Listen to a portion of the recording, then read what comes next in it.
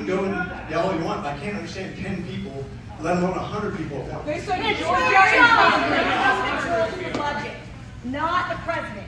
And you are doing us a disservice to set that down and not stand up for us. And a lot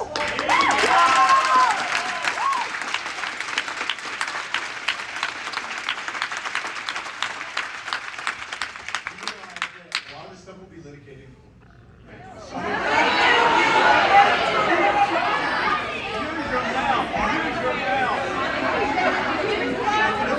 Litigated in court. You don't think I'm going to stand up for you? Stand up!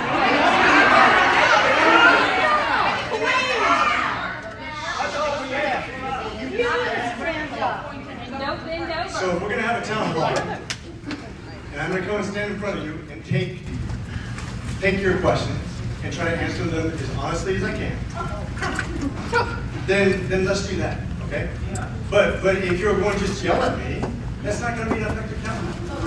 Representative Rich McCormick is so far up Elon Musk's ass, he actually went back to Georgia for a town hall with constituents whose lives are being affected by the DOGE department's extreme cuts. And he was surprised he got yelled at. You know, this is the same guy that thinks 5-year-olds should work at McDonald's instead of getting school lunch without a bill.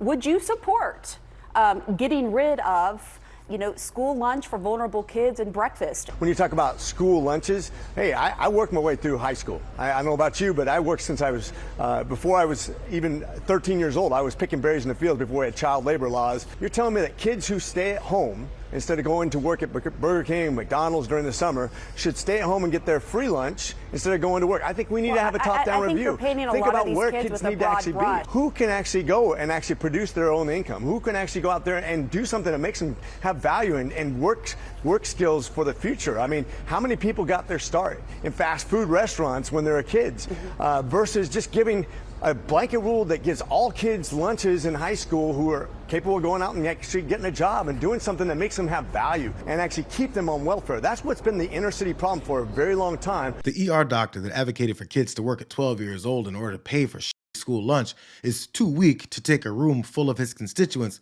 demanding that he represent them in Washington.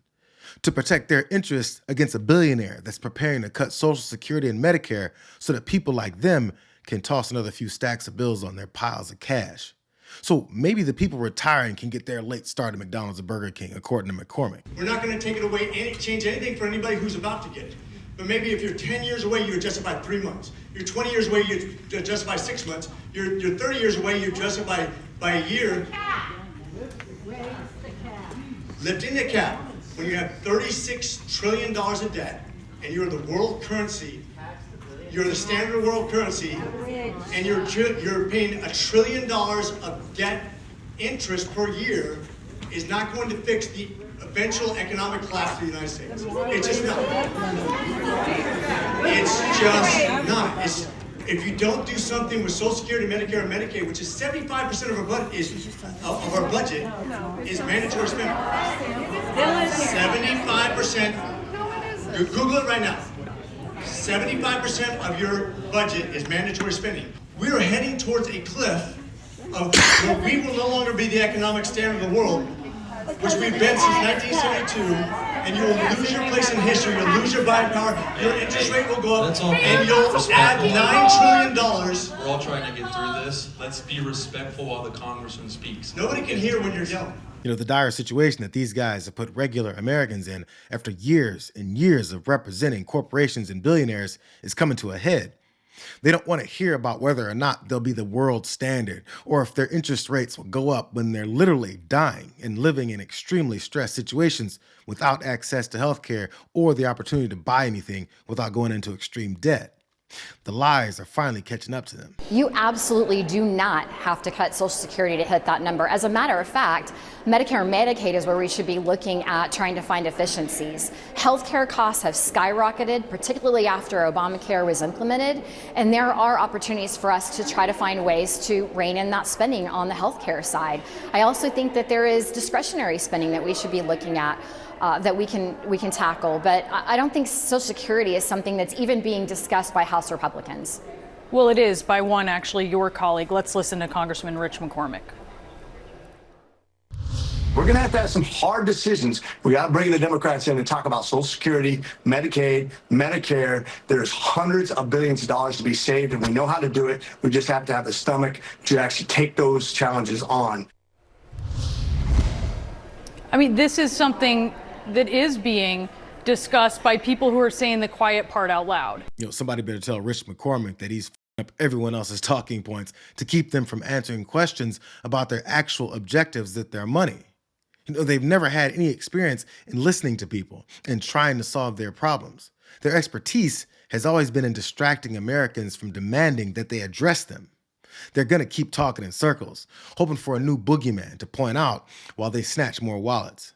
McCormick didn't even know that bringing up AI in his defense of DOGE firing a bunch of very important government employees at the CDC wouldn't make people relax and accept just being replaced. Workers from the nuclear workers, the NNSA, our nuclear stockpile, and CDC workers working on the bird flu being fired by DOGE and then having to be rehired when someone realizes, oh gosh, we need those people. Why is a supposedly conservative party taking such a radical and extremist and sloppy approach to this? So I've been down to CDC several times. Actually, Dr. Howery, one of my former attendings, works there, and I'm in close contact with the CDC. They have about, 13,000 employees? 13,000 employees at the CDC. In the last couple of years, those probationary people, which is about 10% of their employee base, which is about 1,300 people, which you're referring to, a lot of the work they do is duplicitous with AI. Once again, one of the problems we have. I happen to be a doctor. I know a few things, okay? Just give me a No one was buying the tired line that he's smarter than everyone else just because he's a doctor. While he talks about having to tighten our belts and avoid financial collapse, the only thing that these politicians that work for the oligarchs in the White House won't bring up is the unlimited flow of money to go to people at the top.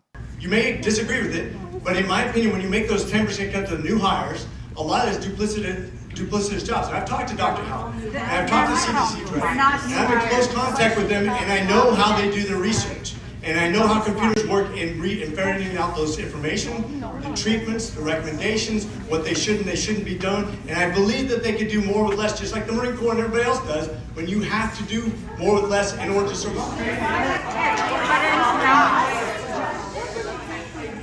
Nobody can hear him when you're yelling. Please let him continue.